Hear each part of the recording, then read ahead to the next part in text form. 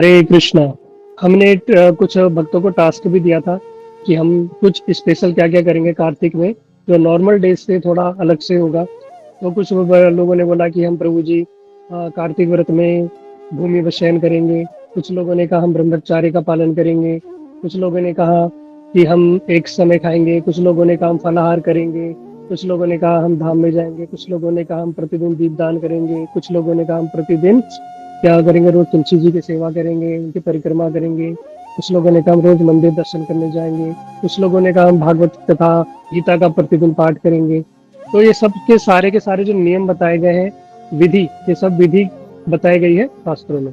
क्योंकि हमारे शास्त्रों में दो प्रकार की बातें हैं, एक होती है विधि और एक निषेध। विधि मतलब क्या करना है, निषेध मतलब क्या नहीं करना, डू एंड डोंट्स। तो हम और हमारे गुरु वर्ग एक चीज में बड़ा विशेष ध्यान देते थे कि क्या नहीं करना, इस पे ज्यादा ध्यान ना देके क्या करना है उस पे हमें विशेष ध्यान देना चाहिए, है ना। बहुत सारे भक्तों के प्रश्न आते, प्रभु जी ऐसा करे ना करे, क्या खाए क्या ना खाए, क्या ये खा सकते हैं या वो नहीं खा सकते, ऐसा करे ना करे। तो इस विषय में बहुत सारे लोग लास्ट टाइम भी बड़े कंफ्यूज हो गए थे और मुझे दिन भर प्रश्न पूछते रहते थे, प्रभु जी आलू की सब्जी बना ले, ये तेल डाल दे, वैसा कर ले, वैसा करे ना करे, है ना। तो हमें इन चीजों में ज्यादा चक्कर में ना पड़ के मूल मूल जो इम्पोर्टेंट चीज है उन चीजों को ही हमें धारण करना है। तो सबसे इम्पोर्टेंट चीज है, मैं अभी कार्तिक के विषय में तो हम कल कथा करेंगे आराम से कि क्या करना है क्या नहीं करना। तो सबसे इम्पोर्टेंट बात जो मुझे लगी और सब सब लोगों को पता भी होना चाहिए कि हम किसी चीज का अच्छे से पालन कर पाए ना कर पाए, है ना। कुछ लोगों के घर में प्रॉब्लम्स होती है कि वो कहते हैं हम सुबह मंगल आरती में नहीं उठ सकते, नहा नहीं सकते। कुछ लोग कहते हैं हम बिना लहसुन प्याज उसका, बिना टमाटर का भोजन, बिना सरसों के तेल का इत्यादि का ये सब नहीं कर सकते। कुछ कहते हैं हम ये नहीं कर सकते, हमें प्रॉब्लम है, हम सुबह नहा नहीं सकते। सब लोगों की अलग अलग प्रॉब्लम्स है और हम सब कुछ ना कुछ कर सकते हैं, कुछ कुछ नहीं कर सकते। लेकिन कार्तिक व्रत में अगर कुछ हो पाए ना हो पाए, लेकिन एक चीज आप लोग जरूर करना, वो क्या है, अधिक से अधिक हरि नाम। ये भगवान का नाम आप अधिक से अधिक करना, यही हमारा कल्याण करेगा। ये जो कार्तिक व्रत है ना, ये इतना कल्याणकारी, इतना प्रभावशाली है। स्वयं सनातन गोस्वामी कहते हैं कि कार्तिक व्रत में किया गया थोड़ा सा भी प्रयास, कार्तिक व्रत में किया गया थोड़ा सा भी प्रयास हमें कृष्ण प्रेम की ओर अग्रसर करता है। ये हमें भगवान का प्रेम प्रदान करने में सक्षम है। अब कुछ लोग बोलेंगे भैया हमें तो प्रेम प्रेम तो चाहिए नहीं, हमें तो संसार की वस्तु दे दो, बढ़िया सी गाड़ी दे दो, आईफोन 16 दे दो प्रो, है, और बढ़िया से हमारी नौकरी लग जाए, बढ़िया लड़की से शादी हो जाए, विदेश यात्रा भी हो जाए तो बढ़िया रहेगा, है ना। बढ़िया से घर बन जाए, 3 मंजिला 2 मंजिला किराए पे चढ़ा देंगे, बढ़िया हो जाएगा। बच्चे भी अच्छे पढ़े लिख ले, वो भी कुछ पढ़ हो जाए, है, पत्नी भी हमारी बात सुनना शुरू कर दे इत्यादि, पति भी हमारे अनुरूप हो जाए। ये सब चीजें अगर हो जाएंगी तो लाइफ में वाह, मजा ही आ जाएगा। प्रभु जी तो ऐसा कुछ विधि बताओ। तो हम क्या है, हरे कृष्ण प्रेम विष्णु प्रेम हमें नहीं चाहिए, हमें ये यही दे दो बस, संसार की वस्तुएं, और इसी में हमें आनंद है। देखा जाए तो हाँ, सबको यही चाहिए भैया। लेकिन अगर हम संसार की वस्तुओं की तरफ दौड़ेंगे तो ये सब क्या है, क्षणिक है। ये कुछ समय तक ही रहेगा और उसके बाद सब क्षीण हो जाएगा। ये परमानेंट रहने वाला नहीं है। कैसे, मैं एक कथा बार बार बताता हूँ। एक राजा ने एक बार अनाउंसमेंट किया कि कल सुबह प्रातःकाल 5 बजे मेरे महल के बाहर सब आ जाना और मैं अपने महल के दरवाजे सबके लिए खोल दूंगा। जिस व्यक्ति को जो वस्तु चाहिए वो लेके चले जाना। लेकिन क्या नियम क्या है, हर व्यक्ति एक ही वस्तु ले जा सकता है। जो भी राजा के महल के अंदर एंटर करेगा, जिस वस्तु को वो स्पर्श करेगा वो वस्तु उसकी। सभी लोग लोग 4 बजे 3 बजे रात को 12 बजे जा जाके लाइन लगा के खड़े हो गए। राजा ने समय दिया था 5 बजे तक, पहले जाके खड़े हुए। क्यों? कि पहले जाके हम अपनी प्रिय वस्तु को छू लेंगे, वो वस्तु हमारी हो जाएगी। कोई विचार कर रहा था मैं राजा का घोड़ा छू लूंगा, बड़े बड़ा तेज दौड़ता है राजा का घोड़ा, बड़ा तेज है, मैं उसको छू लूंगा। कोई सोच रहा था मैं राजा का सिंहासन छू लूंगा, सोने का बना है। कोई सोच रहा था मेरे को राजा का बिस्तरा पसंद है, मैं भी देखूंगा राजा का बिस्तरा कैसा है, कैसी नींद आती है, मैं राजा का बिस्तरा छू लूंगा। कोई स्त्रियां सोच रही थी मैं रानी का हार छू लूंगी, रानी का 9 लखा हार बड़ा सुंदर है, मैं उसको मेरा मिल जाएगा। कोई सुन रही थी मैं रानी की सारी साड़ियों को छू लूंगी, रानी की साड़ियां मेरी हो जाएंगी, मैं भी नगर में भ्रमण करूंगी, लोग मुझे भी देखेंगे। बच्चे सोच रहे थे हम राजा के बच्चों के खिलौने छू लेंगे, सोने के चांदी के खिलौने। सबकी अपनी अपनी आकांक्षा है। जैसे हम सब लोगों की, अभी यहाँ पे लगभग 300 लोग होंगे, 300 लोगों की अलग अलग मैं पूछूं आपकी क्या क्या इच्छा है, सबकी अलग अलग इच्छाएं होंगी, किसी की कुछ, किसी की कुछ, किसी की कुछ, है ना। हम सबकी अपनी अपनी डिजायर्स है। तो राजा ने क्या किया, 5 बजे कहने के मुताबिक गेट खोल दिया और सभी लोग भागने लगे। कोई घोड़ा छू रहा है, कोई हाथी छू रहा है, कोई बेड छू रहा है, कोई राजा का सिंहासन छू रहा है, कोई उसका मुकुट छू रहा है, कोई उसका अलंकार छू रहा है, कोई, सब ने एक एक वस्तु सब आदमियों ने छू ली। लेकिन राजा ने देखा एक बच्चा, वो कुछ नहीं छू रहा। और राजा ने क्या किया, महल के ऊपर ऊंचे स्थान पे सीढ़ियां बनवा के अपना सिंहासन वहां लगा रखा था और नगर को देख रहा था कि सब लोग भाग रहे हैं, किसी को कुछ चाहिए, किसी को कुछ चाहिए। रेट रेस मतलब चूहे की दौड़। जैसा आप लोग सुबह देखना, सुबह आप किसी फ्लाईओवर के ऊपर खड़े हो जाना और देखना ऐसे गाड़ियां जाती है सुबह, भाग रही हैं, भाग रही हैं, जल्दी, सबको जल्दी मची है। और शाम को भी फिर वैसे ही, शाम को भी सब गाड़ियां भाग रही हैं, ट्रैफिक में फंसे हुए हैं, हॉर्न बजा रहे हैं, पी पी पी, मुझे आगे जाने दे, मुझे आगे जाने दे। और सब भाग रहे हैं, और कहाँ कहाँ जा रहे हैं और कहाँ जाएंगे, सब लोग भाग रहे हैं, चूहे की दौड़। सुबह सब जा रहे हैं कमाने के लिए, शाम को सब आ रहे हैं, घर वापस आ रहे हैं, और ऐसे ही दौड़ चल रही है। तो हुआ क्या, उस दिन भी ऐसे ही लोग भाग रहे हैं, दौड़ रहे हैं, एक एक वस्तु छू रहे हैं। लेकिन राजा ने क्या देखा, एक बच्चा, वो क्या कर रहा है वो राजा की ओर ऊपर चढ़ता हुआ आ रहा है। राजा ने उस बच्चे से पूछा कि अरे बालक, क्या तुम्हें कुछ नहीं चाहिए क्या? उसने कहा राजा मुझे भी चाहिए, लेकिन मैं कुछ जानना चाहता हूँ। कहते बताओ। कहते राजा क्या ये बात सत्य है कि जो व्यक्ति जिस वस्तु को छुएगा वो वस्तु उसकी हो जाएगी? राजा ने कहा बिल्कुल ये बात सत्य है। जाओ तुम राजकुमार के स्वर्ण के, मोतियों के, हीरे मोतियों के, तुम उनके जो खिलौने हैं उनको छू लो, वो तुम्हारे हो जाएंगे, जाओ। बच्चे ने कहा राजा आप प्रॉमिस करते हो आप कि मैं जिस वस्तु को छूंगा वो वस्तु मेरी? राजा ने कहा मैं विश्वास देता हूँ, मैं राजा हूँ और मेरा वचन कोई मिथ्या नहीं है, मैं जो बोल रहा हूँ वो तुम्हें प्राप्त होगा। तो बालक ने क्या किया, बालक गया, राजा के पास गया और राजा को जाके राजा को ही छू लिया। राजा बड़ा आश्चर्य में कि इतना सा बालक, इसके अंदर कैसी बुद्धि। उसने बोला राजा मैंने आपको छू लिया, क्या आप मेरे? आपने वचन दिया था। राजा ने कहा मैं आज से तेरा, मैं आज से तेरा। अब इसमें एक बात बताओ, नगर के लोगों को मिला कि किसी को साड़ी मिली, किसी को जेवर मिले, किसी को गहने मिले, किसी को राजा का घोड़ा मिला, किसी को राजा की तलवार मिली, लेकिन इसको क्या मिला? इसको मिल गया राजा। इसको राजा मिल गया, मतलब इस राजा का सारा राजपाट इसे मिल गया। तो कौन फायदे मेरा? जिसको राजा का राजपाट मिल गया, जिसको स्वयं राजा मिल गए। इसलिए हमें क्या करना है, जगत की साधारण वस्तुओं के पीछे नहीं दौड़ना कि मुझे 3 मंजिला घर बन जाए, बढ़िया गाड़ी मिल जाए, बढ़िया आईफोन मिल जाए, बढ़िया पत्नी मिल जाए, बढ़िया पति मिल जाए, बढ़िया बच्चे हो जाए, सुख हो जाए, पैसा बढ़ जाए, नौकरी लग जाए, विदेश यात्रा हो, प्रमोशन हो। ये सब चीजों के पीछे नहीं मत भागो। एक ऐसी वस्तु के पीछे पकड़ लो कि सारी वस्तुएं तुम्हें अपने आप ही स्वतः ही प्राप्त हो जाए। वो क्या है? कृष्ण प्रेम, ये भगवत प्रेम। अगर कृष्ण को प्राप्त कर लिया मतलब जीवन में आपने सब कुछ प्राप्त कर लिया, है ना। इसलिए हम क्या करेंगे, कार्तिक में हम लोग क्या करते हैं, व्रत का पालन करते हैं, कार्तिक व्रत का पालन करते हैं। जगत में हर संप्रदाय के हर लोग कार्तिक व्रत का पालन करते हैं। ऐसा नहीं कि जो भक्त लोग प्रारंभ करते हैं, जो कर्मकांडी है, जो अन्य संप्रदाय के हैं, जिनको कार्तिक व्रत की महिमा भी नहीं पता, वो सब लोग भी कार्तिक व्रत का पालन करते हैं। किस लिए? जागतिक इच्छाओं के लिए। और अन्य देवी देवताओं की पूजा भी करते हैं। लेकिन कहते हैं कि नहीं, आप कार्तिक में कुछ करो ना करो, लेकिन ये हरिनाम का आश्रय कर लो, ये हरिनाम का आश्रय ग्रहण करो। इसके विषय में कथा आती है, मैं आप लोगों को बड़ी सुंदर कथा बताता हूँ। स्वयं भगवान भी भगवत गीता में इस चीज को पुष्टि करते हैं।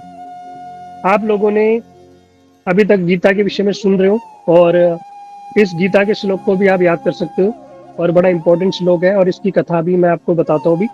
तो भगवान भगवत गीता में बताते हैं, देवी ऐशा गुणमयी मम माया दुरत्या मामे वे प्रपदंते माया मेताम तरंती ते। कह रहे हैं देवी ऐशा गुणमयी मम माया दुरत्या, ये मेरी ये त्रिगुणात्मक जो देवी है ना, ये माया, ये बड़ी दुरत्या है, इसे पार पाना बड़ा कठिन है। किसको बता रहे? अर्जुन, भगवान कृष्ण अर्जुन को बता रहे। ये अर्जुन को नहीं बता रहे, हमें बता रहे। हम जैसे मूर्ख लोगों को बता रहे हैं भगवान कि मेरी माया को पार पाना कोई सहज नहीं है। अबे माया क्या है? तो माया के विषय में तो सुदामा, आप लोग जानते हो ना, कृष्ण सुदामा, ये सुदामा भगवान के मित्र थे, और ये माया भगवान की माया से परिचित थे, ब्रह्मज्ञानी थे, कोई साधारण नहीं थे सुदामा। तो उनके एक शिष्य थे या उनके मित्र भी कह सकते हो, धनीराम, वो उनके पास कथा सुनने आते थे। तो जो धनीराम जी थे एक बार सुदामा जी के पास गए और बोले कि सुदामा जी मुझे कृष्ण कथा सुनाओ, मुझे कोई विशेष कथा सुनाओ कि मेरे लिए क्या श्रेय है। एक होता है श्रेय, एक होता है प्रिय। जैसा प्रभु जी ने बताया, श्रेय, मेरे लिए श्रेय क्या है, हमें चाहिए प्रिय। प्रिय मतलब प्रिय, जो हमें प्रिय लगे, लेकिन हमें हमेशा ढूंढना चाहिए श्रेय, कि हमारे लिए श्रेष्ठ क्या है। तो धनीराम को सुदामा जी ने कहा, देखो मैं तुम्हें कथा सुनाता हूँ।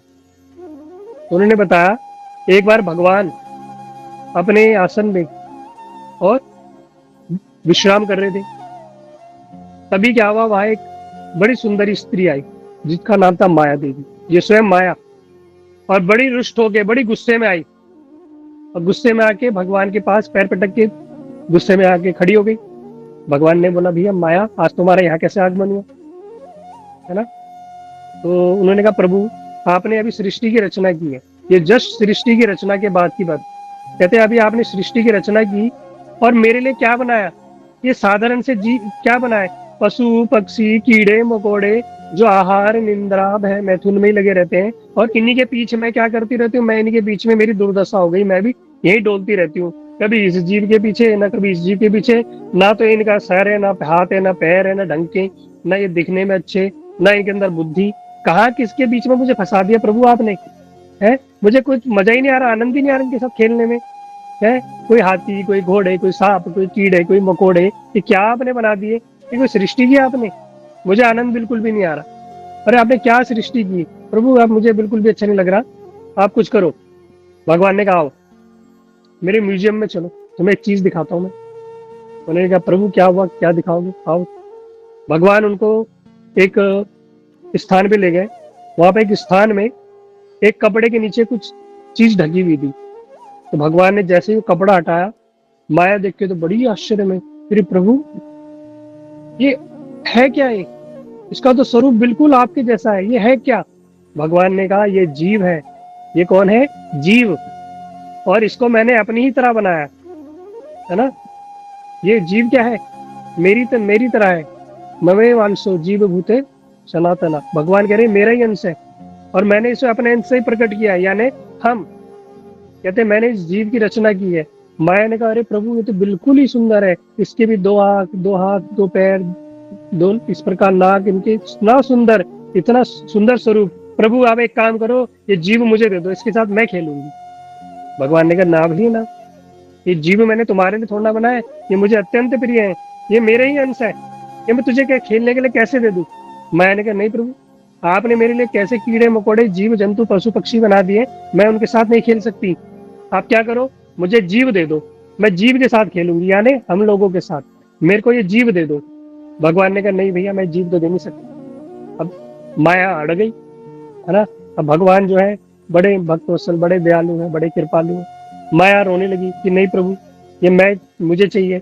भगवान ने कहा, देखो मैं तो अत्यंत प्रेम करता हूँ इन जीवों से, मैं बड़ा प्रेम करता हूँ। ठीक है, एक काम करते हैं, हम दोनों ही क्या करेंगे, इन दोनों जीवों को अपनी अपनी ओर आकर्षित करेंगे। ठीक है, तुम भी आकर्षित करना, अगर तुमने आकर्षित किया तो तुम्हारा, और मैंने आकर्षित किया तो मेरा। तो माया ने कहा, ठीक है प्रभु, ऐसा करते हैं। तो भगवान ने कहा, ठीक है, 50% तुम अपनी ओर आकर्षित करो, 50% मैं। माया ने कहा, नहीं नहीं प्रभु, ये तो कोई बराबरी की बात ही नहीं, ये कोई बात नहीं।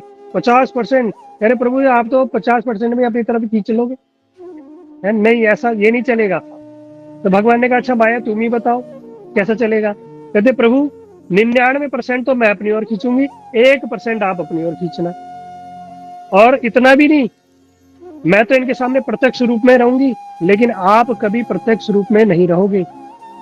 भगवान ने कहा, भैया जैसी तेरी इच्छा। समझे बात को। माया कह रही है प्रभु को कि मैं जीव को, हम जैसे बद्ध जीवों को 99% में अपनी ओर खींचूंगी, लेकिन आप 1% खींचोगे। अब 1% आप अपनी ओर आकर्षित करोगे, मैंने 99% मैं इस जीव के साथ मैं खेलूंगी, और मैं क्या रहूंगी, प्रत्यक्ष रूप में रहूंगी। प्रत्यक्ष रूप में मतलब साक्षात रूप में। माया अभी जगत में क्या, माया ही तो है, चारों तरफ माया ही तो माया घूम रही है ना। धन में माया, स्त्री में माया है, जगत की महंगी महंगी वस्तुओं में माया, हमारी क्या आसक्ति हो जाती है ना चीजों में, ये सब क्या माया ही तो है। तो कह रहे हैं कि मैं तो 99% मैं अपनी ओर आकर्षित करूंगी। भगवान ने कहा ठीक है, 1% मैं आकर्षित करूंगा। लेकिन भगवान क्या रहेंगे, अब प्रत्यक्ष रूप में नहीं रहेंगे। माया ने, ये माया के साथ भगवान की एक डील हो गई, है ना, माया की साथ भगवान की डील हो गई। तो इसलिए आप देखो कि माया क्या कर रही है, 99% हमें खींच रही है। माँ में बता रहे भगवान, देवी ऐसा गुणमयी माँ माया दुरत्या, ये बड़ी दुरत्या माया। भगवान बता रहे भगवत गीता में, जो 1% है ना अप्रत्यक्ष रूप में, तो भगवत गीता के माध्यम से भगवान ने बता दिया कि भैया 99% तुम माया में फंसे रहोगे, कम से कम 1% मेरी ओर आ गए ना तो तुम बच जाओगे। वो 1% क्या है, ये 99% तो हम 11 महीने तो भगवान माया में पड़े रहे। भगवान कह रहे कम से कम भैया, ये जो कार्तिक का महीना है ना, कम से कम इसमें तो मेरे पास आ जा। इस महीने में भगवान ने डिस्काउंट दिया है। ये ऐसा महीना है, जो भी आप करोगे भक्ति संबंधी क्रिया, वो आपको 1000 गुना फल प्राप्त होगा। एक माला 1000, एक बार आरती 1000 आरती, एक बार परिक्रमा 1000 बार परिक्रमा। जो एक बार कहते हैं इस कार्तिक में एक बार इस तीर्थों में स्नान कर ले, कहते हैं उसको सारे तीर्थों में करने के स्नान का फल प्राप्त हो जाता है। 1000 अश्वमेध यज्ञ, 1000 गोमेध यज्ञ, इस प्रकार से कई कई चीजें हमें लाभ प्राप्त होते हैं। सिर्फ और सिर्फ क्या करना है, इस कार्तिक व्रत का पालन करना है। लेकिन कार्तिक व्रत में ऐसा क्या करें जो सहज में ही हम भगवान को प्राप्त कर ले, भगवान के प्रेम को प्राप्त कर ले। कहते हैं भगवान का नाम करो बस। ये भगवान का नाम बड़ा अत्यंत कल्याणकारी है। क्या इसका कोई प्रमाण है, कहते हैं हाँ इसका एक प्रमाण है। तो इसी कलयुग की घटना है, लगभग आज से 550 साल पूर्व पूर्व हरिदास ठाकुर जी, ये हरिदास ठाकुर को है स्वयं ब्रह्मा जी इस कलयुग में हरिदास ठाकुर के रूप में, मुसलमान कुल में इनका जन्म हुआ, मुसलमान कुल में इनका जन्म हुआ। माता पिता मुस्लिम थे, लेकिन इन्होंने क्या किया, आजीवन ठाकुर जी की भक्ति की। मुसलमान कुल में जन्म होने के बावजूद भी इनकी तुलसी जी के प्रति बड़ी निष्ठा। प्रतिदिन क्या करते थे, तुलसी जी के सामने बैठ के 3-3 लाख हरि नाम क्या करते थे, उनकी परिक्रमा करते थे, उनकी स्तव स्तुति किया करते थे। ऐसे परम वैष्णव और मुसलमान कुल में जन्म होने के बावजूद भी, और ऐसी निष्ठा होने पर ये क्या करते थे, 3 लाख हरि नाम करते थे। और माया, स्वयं यही माया जिसको भगवान कह रहे हैं ये माया बड़ी दुरत्या है, स्वयं भगवान बता रहे हैं, ये माया स्वयं हरिदास ठाकुर की परीक्षा लेने आई। हाँ? जब परीक्षा लेने आई तो उस दिन क्या था, शरद पूर्णिमा, ऐसी पूर्णिमा जो अभी परसों आने वाली है। पूर्णिमा में बड़ा सुंदर चंद्रमा होता है चारों तरफ हल्की हल्की मंद मंद वायु होती है। आप देखोगे ना, जो मौसम ज्यादा गर्म है ना ज्यादा ठंडा है, बिल्कुल अच्छा मौसम है अभी। और क्या होती है, बड़ी सुंदर शीतल पवन बहती है, सुगंधित भीनी भीनी सुगंधित पुष्पों की जो खुशबू आती है। इस समय जो काम होता है बड़ा प्रबल होता है। और माया देवी बड़ी सुंदरी बन के और हरिदास ठाकुर की गुफा के बाहर पहुंच गई। हरिदास ठाकुर उस समय गुफा में रहते थे, सर्प की गुफा में, वहां पहुंच गई बड़ी सुंदरी बन के स्वयं माया देवी। क्यों, जो हरिदास ठाकुर थे ना वो किसकी भक्ति कर रहे थे, भगवान की, है ना। अब माया क्या करेगी, अपनी ओर आकर्षित करेगी। माया का यही कार्य है कि वो क्या करती है, जीवों को भगवान से विमुख करती है ना। और क्या माया स्वयं आई, और माया जब आई तो माया ने देखा कि हरिदास ठाकुर की कुटिया के बाहर तुलसी जी का वृक्ष है। स्वयं माया देवी ने पहले क्या किया, तुलसी जी को प्रणाम किया, उनकी 4 परिक्रमा की। उसके बाद वो हरिदास ठाकुर के पास गई और हरिदास ठाकुर के पास जाके उनसे प्रार्थना की कि मैं आपका संग करना चाहती हूँ, है ना। और उनको अपने हाव भाव दिखाने लगी। लेकिन भगवान का भक्त कभी विचलित हो ही नहीं सकता, जो वास्तव में भगवान का भक्त है। उन्होंने कहा देखो, मैं आपकी इच्छा पूरी करूंगा, लेकिन मेरी कुछ नाम संख्या है, मैं प्रतिदिन कुछ नियम पूर्वक भगवान का नाम करता हूँ, मेरा नाम पूर्ण होते ही मैं आपकी अवश्य मनोकामना पूर्ण करूंगा, मुझे समय दे। माया देवी ने कहा कोई बात नहीं। वो वहीं बाहर प्रतीक्षा करने लगी और हरिदास ठाकुर अपना अंदर ही हरे कृष्ण कृष्ण कृष्ण हरे हरे, हरे राम राम राम हरे हरे कर रहे, नाम जप कर रहे। करते करते सुबह हो गई, माया देवी चले गई। 1 दिन, 2 दिन, 3 दिन, माया देवी ने एक दिन फिर माया देवी गुस्सा हो गई कि रोज इतना बढ़िया सज धज के आ रही हूँ, रोज ब्यूटी पार्लर का खर्चा करके आ रही हूँ है, और हरिदास ठाकुर मेरी तरफ देख भी नहीं रहा है। और जाके हरिदास ठाकुर पे बोलने लगी, ये तुम 3 दिन से मुझे बोल रहे हो कि हाँ मैं तुम्हारी मनोकामना पूर्ण करूंगा, क्या तुम्हारी नाम संख्या अभी भी पूरी नहीं हुई है, तुम क्या कर रहे हो, इस प्रकार रोज बोल रहे हो। तो हरिदास ठाकुर ने उनसे क्षमा मांगी कि देखो, मैं ठाकुर जी का प्रतिदिन नाम करता हूँ और मेरी कुछ नाम संख्या है, इस कारण मैं आपकी मैं मनोकामना पूर्ण नहीं कर पाया, उसके लिए मैं क्षमा चाहता हूँ, है ना। ये मेरा नियम व्रत है, लेकिन मैं कभी इसे भी नहीं तोड़ सकता, इसलिए मेरी जो नाम संख्या पूरी नहीं हुई थी, तो मैं इस नियम व्रत को कैसे तोड़ दूं, इसलिए मैं आपकी इच्छा पूरी नहीं कर पाया, तो उसके लिए मैं क्षमा चाहता हूँ, है ना। जब माया देवी ने देखा भैया ये कैसा व्यक्ति है, ये कैसा है, भगवान की भक्ति में इतना लीन, भगवान के नाम में इतनी आसक्ति, ये स्वयं माया देवी, मैं माया देवी जो बड़े बड़े लोगों को मोहित कर देती हूँ, बड़े बड़े देवी देवताओं को मैं मोहित कर देती हूँ, वो ये क्या कर रहा है, मेरी ओर देख भी नहीं रहा, है ना।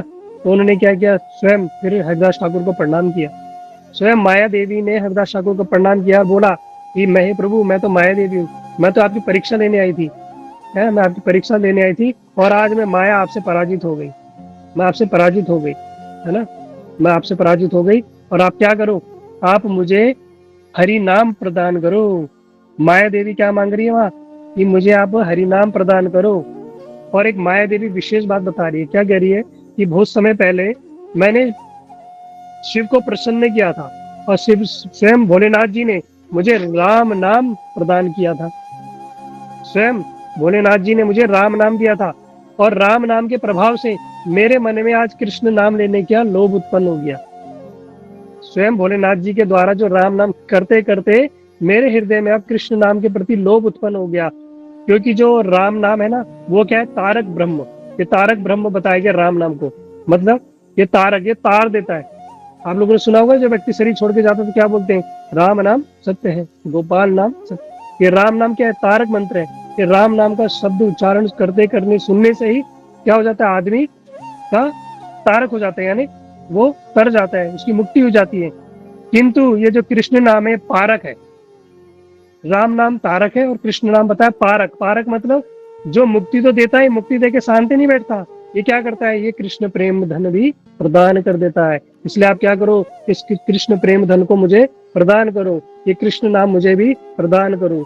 और स्वयं माया देवी ने स्वयं एक साधारण, कहते हैं ना, जो जिनका मुसलमान कुल में जन्म हुआ, जो भगवान का भजन कर रहे थे, स्वयं उनके चरणों में गिरकर माया देवी ने उनसे हरिनाम ग्रहण किया। इस ऐसा क्या वस्तु थी हरिदास ठाकुर के पास, उनके पास एक ही वस्तु थी, वो क्या था, भगवान का नाम, ये कृष्ण नाम। और कृष्ण नाम क्या प्रदान कर सकता है, इसकी क्या महिमा बता रहे, स्वयं ये कृष्ण नाम क्या प्रदान कर सकता है, भगवान कृष्ण का प्रेम प्रदान कर सकता है ना। और स्वयं बता रही कि शिव जी भी इसकी पुष्टि कर रहे हैं, स्वयं भोलेनाथ जी भी कह रहे हैं कि मुक्ति प्रदाता सर्वेशाम विष्णु रेवना संशय, मतलब जो मुक्ति दाता है ये कौन है, ये स्वयं भगवान कृष्ण है, यही क्या कर सकते हैं, विष्णु तुम्हें मुक्ति प्रदान कर सकते हैं। ये किसको बता रहे, माया देवी, क्योंकि जो माया देवी के गुरु है ना, उनको राम नाम प्रदान किया, तो उनको ये बताया कि मुक्तिदाता सर्वेशाम विष्णु रेव न संशय, इसमें संशय मत करना, ये मुक्तिदाता ये जो कौन है, ये विष्णु है, स्वयं भगवान कृष्ण है, और यही क्या कर सकते हैं, यही प्रेम धन प्रदान कर सकते हैं। उनके जो भक्त हैं ये क्या कर सकते हैं, ये प्रेम धन प्रदान कर सकते हैं। इसलिए कार्तिक व्रत में आप कुछ करो ना करो, कोई विधि करो ना करो, कुछ हो पाए ना हो पाए, ये भगवान का नाम ज्यादा से ज्यादा उच्चारण करना। कुछ लोग कहते हैं अरे हम करते तो है मन मन में, मन मन में करते हो तो मन मन में खाना भी खा लो, मन मन में तुम्हें जमीन जायदाद भी मिल ले लो, मन मन में ज्वेलरी पहन लो, क्यों जाते हो फिर दुकान में ये दे दो वो दे दो, मन में ये कर लो ना। ये क्या है, ढोंग है, पाखंड है। वस्तु तो साक्षात ही है टिक्की गोलगप्पे की दुकान में दिखे तो शादियों में जाओ तो मन मन में ही खा लो ना, तब तो चाहिए बढ़िया अपने प्लेट भर भर के खाएंगे, थोड़ा गिराएंगे ज्यादा, लेकिन क्या है, नहीं, भगवान का नाम मन मन में करते हैं भैया, है ना। तो मन मन में ये नहीं चलेगा, इसको साक्षात में क्या करना पड़ेगा, ये भगवान का नाम 3 प्रकार से किया जाता है, उच्च स्वर से, मध्यम स्वर से और निम्न स्वर से। इसको उच्च स्वर को बताया जोर जोर से बोलते हुए, और एक होता है उपांशु, उपांशु मतलब बोल धीरे धीरे बोलते हुए कि हमारे कर्ण में के अंदर प्रवेश करे, और एक होता है मानसिक, धीरे धीरे धीरे मन के अंदर ही नाम जप करना। लेकिन मन के अंदर जाप करने का ये नहीं है कि होठ हमारे हिलेंगे और हमारा जो ये जब नाम जप करेंगे ये माला पे होगा, बिना माला के नियम, बिना नियम के संख्या पूर्ण किए हुए कोई भी हमारा जो नाम फल का फल में प्राप्त नहीं होगा पूर्ण रूप से। नाम तो वैसे कल्याणकारी है, लेकिन विधि जो बताई गई है वो कैसे करना है, वो हरि नाम की माला पे ही जप करना है। इसलिए जिन लोगों के पास हरि नाम की माला है वो अच्छी बात है, और जिन लोगों के पास नहीं है वो कार्तिक व्रत में अपने कहीं भी आसपास किसी संस्था से नीम या बेल की माला पे ही करना। कुछ लोग रुद्राक्ष में तुलसी जी की माला पे खुद ले आते, कहते नहीं, रुद्राक्ष की माला पे कभी हरिनाम नहीं करते, नीम और बेल की माला पे ही हरिनाम करना चाहिए।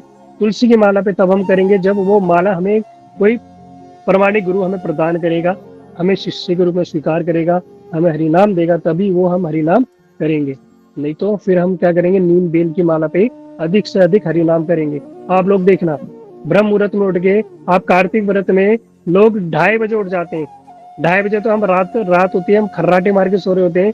ब्रज में 84 को पूरे आप देखोगे 2:30 बजे उठ के गोवर्धन की और कहा की ये मथुरा वृंद परिक्रमा करते हुए आपको नजर आएंगे। कब? कार्तिक में। और सुबह होने तक, ब्रह्म मुहूर्त तक ये सारे के सारे लोग 16-16, 32-32 माला करके बैठ जाते हैं। ये तपस्या है, ये कलयुग की तपस्या। भाई 1 महीने जिसने तपस्या कर ली ना, अपना शरीर तपा दिया है ना। ये भजन का प्रभाव ऐसा है कि जो लोग कहते हैं ना, हम कहते हैं कि कुछ लोग इस संसार में आए और सेम डेट ऑफ बर्थ है और एक ही दिन में जन्म हो रहा है। एक पैदा हो रहा है अंबानी के, टाटा बिरला के घर में, और एक पैदा हो रहा है झुग्गी झोपड़ी में। ये क्यों हो रहा है ऐसा? क्या भगवान की दुश्मनी है? नहीं, ये सब क्या है, हमारे कर्माज, पास्ट कर्माज, हमारे जो कर्मों के अनुसार हमें देह प्राप्त हो रही है ना। तो हमें जो देह प्राप्त हो रही है, जीवन प्राप्त होगा, माता पिता प्राप्त हो गए, सगे संबंधी प्राप्त हो गए, धन विद्या प्राप्त होगी। ये सब किसके कारण प्राप्त होगी? पूर्व जन्मों के कर्म। अरे हमने कुछ करा होगा तो ही तो प्राप्त होगा ना। जब कुछ करा ही नहीं, खाते पीते पशुओं की तरह हमने जीवन निकाल दिया, तो फिर पशु की योनि में भटकना पड़ेगा। और कहीं मनुष्य मिल भी गया तो मनुष्य भी फिर कैसा मनुष्य होगा? तो पशु तुल्य ही मनुष्य जीवन मिलेगा, है ना। इसलिए हमारे पास अवसर है, ये हमारे पास अवसर है। 1 महीना ये हमें किसके लिए? अपने लिए ही निकालना है ना। और इसके इतने लाभ भगवान ने डिस्काउंट दे दिया। ऐसे डिस्काउंट दे दिया, बाय 1 गेट 100 फ्री, एक खरीदो 100 फ्री। कभी आपने सुना है एक चीज खरीदो तो एक ही फ्री मिलती है? लेकिन एक खरीदो 100 फ्री, और उसका दाम भी कुछ नहीं है, 1 पैसा है। कुछ पैसा नहीं लगना, कोई कौड़ी नहीं लगना, कोई दाम नहीं लगना। बैठे बैठे भगवान का नाम करना है और उसी में हमारा कल्याण हो जाना।